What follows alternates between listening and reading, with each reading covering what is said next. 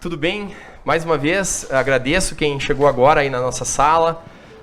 Gustavo Ferres, colega, contador, presidente do Sindicato dos Contadores de Passo Fundo. Até dezembro, né? Até dezembro. Somos colegas lá de diretoria. Queria te agradecer pelo convite, pelo aceite ao convite, né? E te dizer que estamos fazendo uma novidade aqui com câmeras e tal, né? Mas, mais uma vez, muito obrigado por ter aceito, principalmente por falar sobre esse tema tão importante num ano que a gente teve bastante movimentado, né? Então, de imediato, passo a palavra. Bom, agradecer então o convite mais uma vez, né? Já é a terceira vez que me convida. Terceira vez.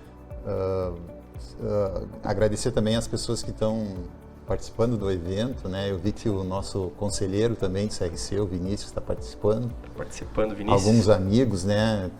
Que a gente conhece aí, saudar a todos, desejar que todos estejam com saúde.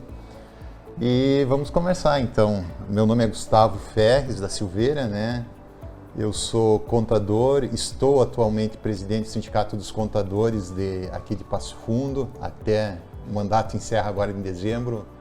Meu sucessor, o Nazareno Domingos, é quem vai tocar o sindicato para os próximos anos. Nós temos um escritório de contabilidade aqui em Passo Fundo, sou contador, Ferres Serviços Contábeis, e a gente vai falar um pouco de um tema que é de grande relevância com relação à sobrevivência das empresas, ao planejamento estratégico das empresas, que é a contabilidade num contexto de reforma tributária para 2028.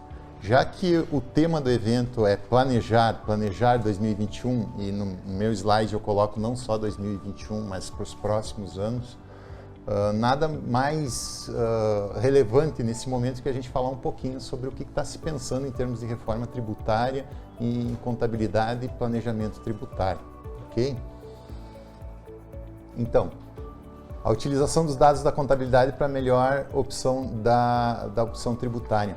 Nós lá, seguidamente no escritório, nós recebemos clientes, Marcelo, eles nos pedem qual é a melhor forma de tributação, porque os impostos não são baratos, eles são caros.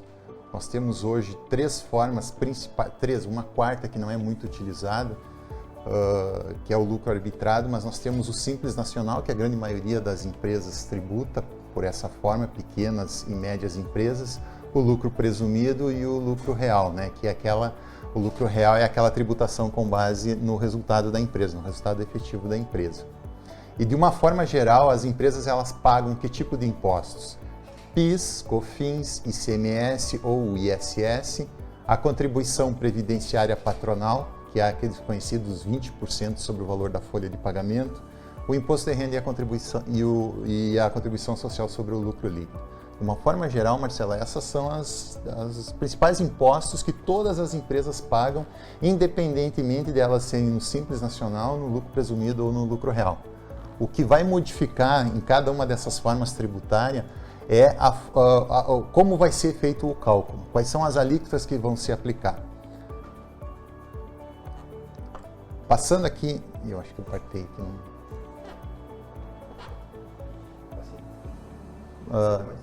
Lá apareceu uma janela, lá no outro computador. Não tem problema. Tá. Então, assim, Simples Nacional, empresas com faturamento até 4.800.000, né? São várias tabelas, são 6 tabelas de imposto do Simples Nacional. De acordo com o ramo de atividade da empresa se aplica um tipo de tabela, de acordo com o CNAE fiscal, com o Código de Atividade Econômica da empresa se aplica uma dessas tabelas. Nós temos uma tabela específica para comércio, uma tabela específica para indústria, outras para serviços.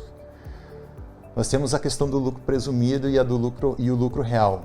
Nessas duas formas de tributação, aqueles impostos que eu falei anteriormente, eles são calculados e pagos em guias separadas, ao passo que no Simples Nacional se paga em uma única guia todos esses impostos. E vejam, comparando lucro presumido com lucro real, por exemplo, o PIS no lucro presumido, 0,65%. O PIS no lucro real, 1,65%. Por que um é mais alto que o outro? No lucro presumido, nós temos a questão da tributação sobre o faturamento. Então, se paga PIS, COFINS, o ISS, o imposto de renda, a contribuição social com base no faturamento da empresa, aplicando aquelas alíquotas sobre o faturamento. Já no lucro real, PIS, COFINS, especialmente o ICMS, utiliza a sistemática da não cumulatividade do imposto. Você debita tem direito a crédito sobre algumas aquisições e alguns insumos da empresa, e você tem o débito sobre as saídas, as vendas da empresa. Então, por isso que no lucro real nós temos uma tributação mais alta, mas em compensação nós temos a questão da sistemática da não cumulatividade. PIS e COFINS, eles se compensam. O imposto de renda e a contribuição social no lucro real, nós temos a aplicação das alíquotas sobre o resultado líquido da empresa. A gente se faz alguns ajustes sobre o resultado e se aplicam as alíquotas sobre esse lucro ajustado. E a contribuição previdenciária patronal, que é os 20% de INSS mais os terceiros. Ok, Marcelo? Estou sendo muito rápido? Tá ótimo, toca aí, tia. Então tá. Nota 10. Então, uma coisa assim que é muito importante quando os nossos clientes nos perguntam... Não está passando. Ah, então. Só um instantinho. Tenta agora. Uma coisa muito importante, Marcelo, isso aí a gente já conversava bastante já há algum tempo, né, Marcelo? Tá, mas eu sou do simples, eu quero fazer lucro real porque eu tenho um lucro muito baixo e eu vou pagar menos imposto. Isso é uma pergunta assim, relevante e redundante que acontece seguido lá no escritório. O que eu preciso fazer? Cara, para te fazer uma mudança, primeiro precisa fazer um planejamento sobre essa mudança. A gente sempre indica para os nossos clientes, tá, mas assim, a empresa tem um controle de estoque efetivo, porque normalmente o estoque da empresa representa algo em torno de 60% a 70% do capital de giro da empresa. Sim. Então tem muita coisa investida lá. É um elemento muito sensível para a empresa não ter a administração desse estoque. Se analisar quanto é o custo da mercadoria vendida, isso requer um certo cuidado, uma certa controle sobre esses estoques. Então, primeira coisa que a gente sempre indica, olha, nós temos que mudar a forma de controle do teu estoque, ele tem que ser mais efetivo, tem que ser, esse controle tem que ser mais, como é que eu vou dizer, mais de acordo com a realidade da empresa. Objetivo. Bem objetivo. Outra coisa, controles internos. A empresa vai ter que passar a ter alguns controles internos que antes era feito de uma maneira assim bem, uma maneira bem superficial. Tem que ser uma coisa bem mais aprofundada. Já requer um software um pouco mais robusto para a empresa. Né? Uma política que a Videiro tem sempre, né, é a de utilizar softwares de gestão. Evitar ao máximo utilizar planilhas de Excel para se fazer controles. E é bem isso aí mesmo, Marcelo. Vem bem ao encontro daquilo que precisa para fazer um bom planejamento. Não quero te interromper, mas vou te interromper. Tu me indicou. A gente trabalha muito focado. E aqui, eu e o Gustavo, obviamente que temos uma atuação em conjunto, mas tem muitos colegas, inclusive o próprio Nazareno foi citado aí. Muito obrigado pelo teu prestígio, Nasa. Mas o que a gente reforça sempre? O controle de estoque é elementar, né, Gustavo? Elementar, é fundamental para fazer planejamento tributário. Eu vou mesmo jogar na mesa, né? Se não tem controle de estoque, o custo da mercadoria vendida, tô olhando bem gerencial, não tô nem no tributário, a gente já tem um debate sobre como é que a gente vai formar preço de venda, né? E com relação a essa questão da mudança tributária, que muitas vezes nós também somos procurados, obviamente que não fazemos contabilidade societária aqui, para mudança tributária e sempre recomendamos o colega contador, ou que já atenda a empresa, ou se quiser uma segunda opinião, procurar um profissional no mercado, sempre lembrar que os controles são elementares para poder pensar essa troca. Passa a palavra. Outra cultura é a cultura da organização da empresa, né? Você ter setores definidos, processos bem definidos, processos desenhados, muito importante. E planejamento. Cultura de planejar tributariamente todo o ano, analisar os resultados. Então, Marcelo, olha só, de uma maneira geral, nós estamos trabalhando com organização, planejamento e controle, certo? Os pilares da administração. Então, isso aí não é só teoria, isso aí é o dia a dia da empresa. E não se aplica só para planejamento tributário, isso aí se aplica para gestão geral da empresa. Então, de uma forma geral, a gente traz conceitos da administração para dentro do planejamento tributário. É uma ponte que a gente faz com outras áreas. O que está se pensando com relação a 2021 ou para frente, vai depender do nosso Congresso votar, questão da reforma tributária federal. Vou entrar um pouquinho assim, o que pode acontecer para os próximos exercícios, para os próximos anos. O governo federal ele planeja lançar uma reforma tributária a nível federal. O que ele pretende? Ele pretende criar um imposto chamado CBS, Contribuição sobre Bens e Serviços, ou IBS, ainda não se sabe bem direito como é que vai se chamar esse imposto. O que ele está prevendo? A migração daquelas alíquotas, daqueles impostos do lucro presumido e do lucro real, gradativamente, se pensava num primeiro momento em 10 anos, agora já se fala em 5 anos, ao longo dos 5 anos, migrando aquelas alíquotas para dentro desse novo imposto, o CBS. Então, COFINS, a partir do ano que vem, se passar a reforma, 1%, 1 ponto percentual do COFINS passaria para o CBS. Depois, à medida que o tempo vai passando, vai se migrando cada vez mais alíquotas e vai se extinguindo os impostos. É uma forma planejada que o governo tem para ir eliminando os demais impostos e fazendo uma transição disso aí. O IPI vai passar a ser um imposto seletivo, ele vai incidir sobre produtos mais supérfluos, como cigarros e bebidas, por exemplo. Outra fase que o governo pensa em fazer, a partir dali, depois disso tudo, é a atualização da tabela do imposto de renda. Né? Então, veja que o governo está fazendo uma coisa de uma forma planejada. E a tributação de lucros e dividendos. Então, assim, nós temos muitas estratégias de pejotização, né? Então, ela vai ter que ser reavaliada, essa questão, Sim. assim que sair, né, essa reforma tributária. Sim. Porque o governo pensa também em tributar grandes fortunas, analisa toda essa questão. Então, Marcelo, a gente vai ter que rever muitas questões de pejotização, se ainda vale a pena, em muitos casos, sim, ainda vai valer a pena.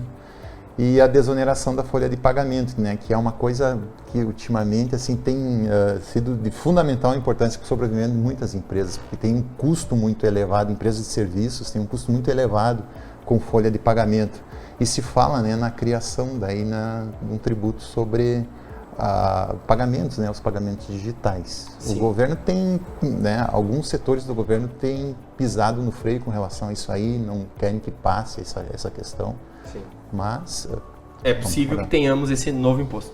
Sim, a gente tem que ser realista e a gente tem que analisar a coisa de forma bem fria. É possível sim que possa ocorrer isso aí. Porque assim, o governo ele não vai abrir mão de arrecadação. Ele simplesmente vai passar a tributação para um outro, mas ele quer manter os mesmos níveis, se não aumentar a arrecadação. Sim. Então essa é a análise que está se fazendo hoje.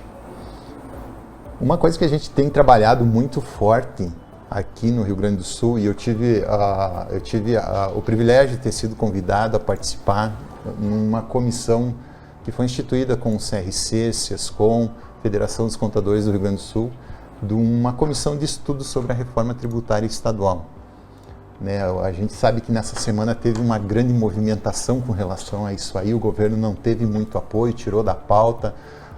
Ontem fez uma reunião com alguns deputados para tentar sensibilizar com relação à majoração, à manutenção da majoração das alíquotas do ICMS. Ainda está para ir à votação essa questão. O governo ontem sinalizou que ele abriria a mão de 0,5 ponto percentual da alíquota do ICMS. Né? No primeiro momento ele queria a manutenção dessa majoração em 18%. Agora se fala em 17,5%. A gente sabe, os colegas contadores que estão assistindo essa palestra sabem que o regulamento do ICMS ele é toda uma concha de retalhos, ele é todo remendado, ele causa muita insegurança jurídica, então nós temos essas dificuldades aqui no Rio Grande do Sul. Né? Mas a gente tem que analisar algumas coisas, por exemplo o ROT, né? O Regime Optativo de Tributação. Muitas empresas, para algumas empresas não valem a pena entrar no ROT. Outras vale a pena. Então, o que se pensa muito, né? Por exemplo, postos de combustíveis, a venda ao consumidor final, muitas vezes são feitas abaixo da pauta do ICMS. Então, embora dê menos trabalho, mas se está perdendo um bom valor de ICMS a ser restituído ali.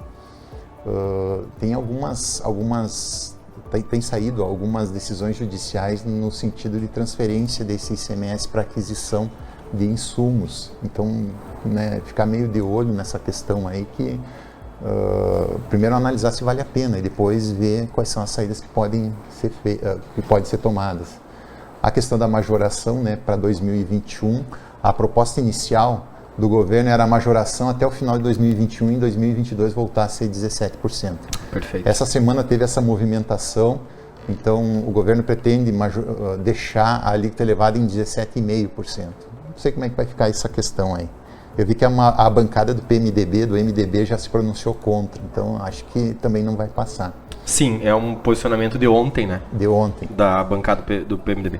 O diferencial de alíquota, né? O governo pensa na extinção do diferencial de alíquota. O que é isso aí? Todas essas aquisições que vêm de fora do Estado, a alíquota de 12%, o contribuinte teria que pagar a diferença do ICMS de 12% para 18%.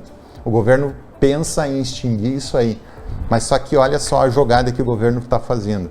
Com a extinção dos 12%, ele vai criar uma alíquota também menor nas vendas de pessoa jurídica para pessoa jurídica, de 12%. Então, toda vez que uma pessoa jurídica adquire uma mercadoria, tanto de fora do Estado quanto dentro do Estado, ela vai se creditar em 12%. Se essa mesma pessoa jurídica vender para outra pessoa jurídica, ela vai se debitar 12% também. Só que ao passo que a partir do momento que essa mercadoria chegar ao consumidor final, a alíquota vai ser de 18%. Então aquele estabelecimento varejista, ele se acredita a 12% e vende a 18%. O governo está transferindo o diferencial de alíquota lá no atacadista ou de quem vem para o consumidor final, para o estabelecimento varejista. Então é uma questão que tem que ficar muito atento com relação a isso aí, passando essa atual proposta de reforma do governo. Eu falo assim, uma linguagem meio chula, mas pode ser um tiro no pé isso aí. Sim. Por um lado há a extinção, mas por outro o governo não vai deixar de arrecadar, ele só está transferindo para quem vai pagar o imposto. Sim. Manutenção das alíquotas majoradas de 30%, né, no caso da energia elétrica, combustíveis e comunicação, essa é a questão das big chips do governo, né? As grandes contribuintes do Estado. Tem outras questões na proposta de reforma do governo, mas assim, as mais relevantes, as que mais impactam no dia a dia das empresas, eu procurei trazer de forma bem resumida aqui para apresentar para o pessoal. Então, assim, o que nós podemos esperar para 2021? Qual é o cenário, assim, em termos tributários?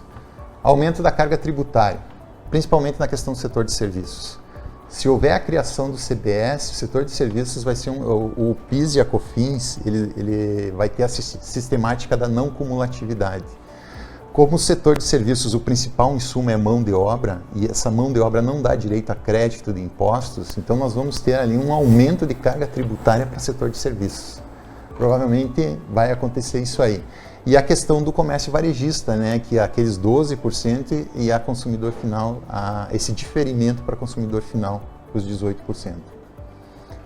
Temos uma tendência também de simplificação de apuração de impostos, né, o governo pretende simplificar uma série, de desburocratizar uma série de questões ali. E a questão do planejamento tributário com relação aos lucros, né?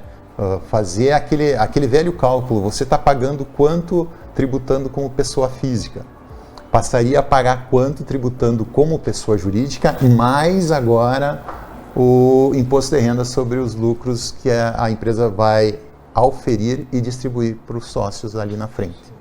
Então são questões assim que têm que ser levadas para planejamento em 2021.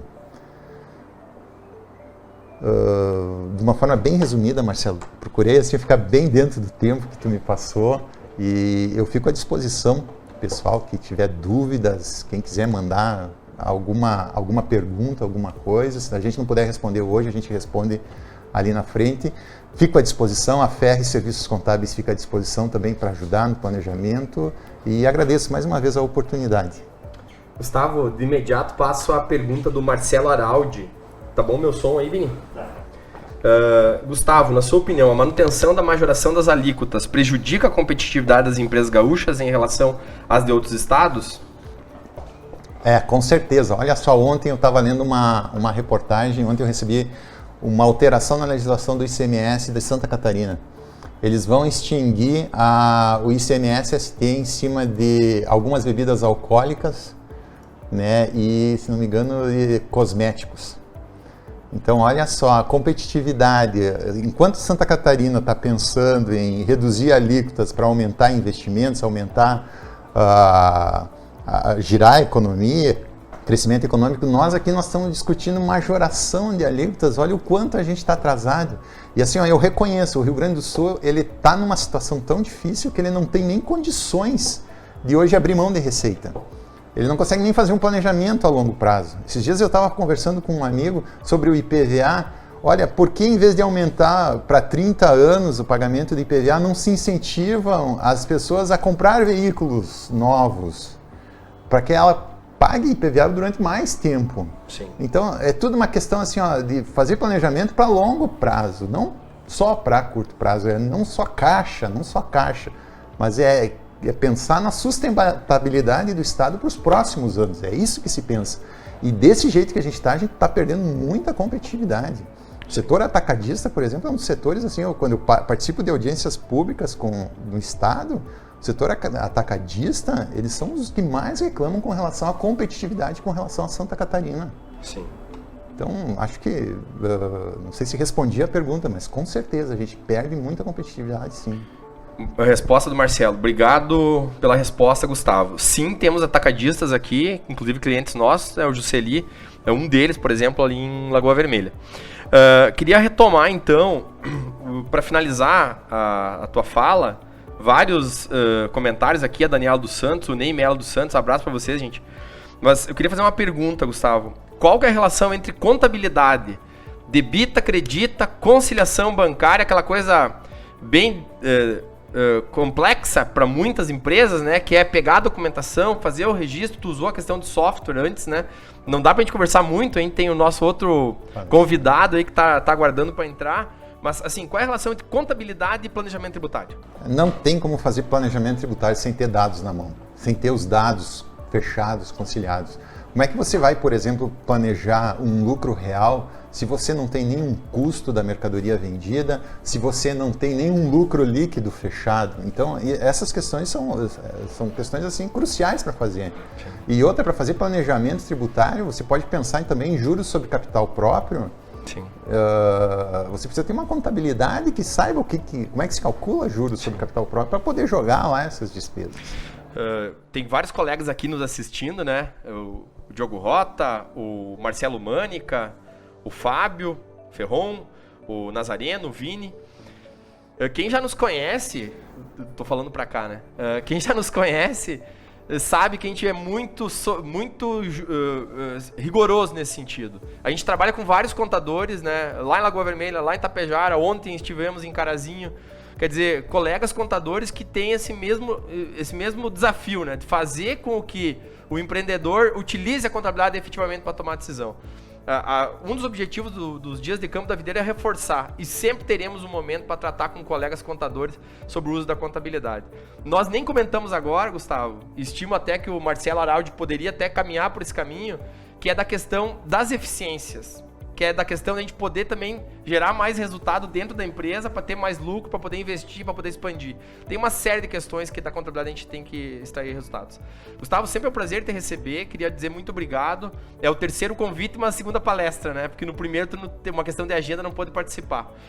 Então eu queria te agradecer mais uma vez, espero que no quarto dia de campo a gente possa ter novidades aqui dentro até da nossa logística, talvez ter mais colegas aqui para a gente interagir, bater papo, né, naquele modelo manhã e tarde. Então eu te agradeço mais uma vez, deixo a palavra a finaleira para ti, né? Então, pessoal, questão de planejamento, é preciso conhecimento, é preciso ter os dados na mão, uma série de planilhas, mas é uma questão assim, de vital importância para a sobrevivência das empresas, né? Então, agradeço mais uma vez, agradeço a paciência de todos. Se a conversa foi proveitosa, né? Se eu pude agregar alguma coisa para quem está assistindo, então já atingi o meu grande objetivo. Muito obrigado mais uma vez. Então agora a transmissão vai ter uma tela aí, o Vini já está providenciando. Gustavo, muito obrigado. Valeu. Abração, hein?